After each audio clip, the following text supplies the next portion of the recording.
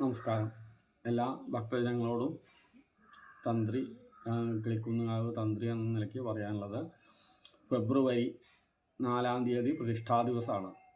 അന്നിപ്പോൾ ഉദയാസ്തമനം 20 കലശം ശുദ്ധിയെ കണ്ട പൊങ്കാല ഒരു ഉത്സവമായിട്ടുണ്ട്.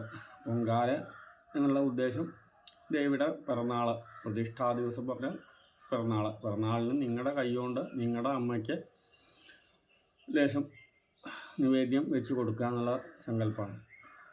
അപ്പോൾ എല്ലാവരും അതിൽ പങ്കെടുക്കുക. അത് സാധാരണ ഇപ്പോൾ സ്ത്രീകളാണ് പൊങ്കാല വയ്ക്കാറ്.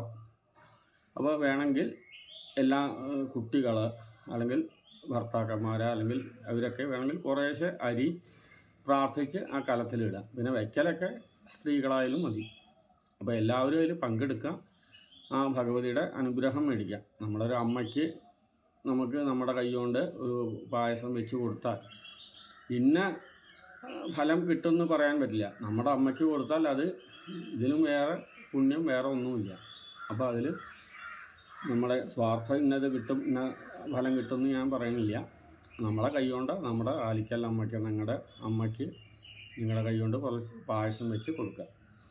അതിൽ നിങ്ങളുടെ മക്കളെയും ഒക്കെ പങ്കെടുപ്പിക്കുക. അവരൊക്കെ ഓരോ പിടി അരി അതിൽ പ്രാർത്ഥിച്ചിട്ട് ആ കലത്തിലിടുക. നിങ്ങളെ വേളിച്ച കല്യാണം കഴിച്ച ഭർത്താക്കന്മാരും ഒക്കെ അതിലിടുക. പിന്നെ വെക്കൽ പിന്നെ അമ്മമാർ മതി. നമസ്കാരം.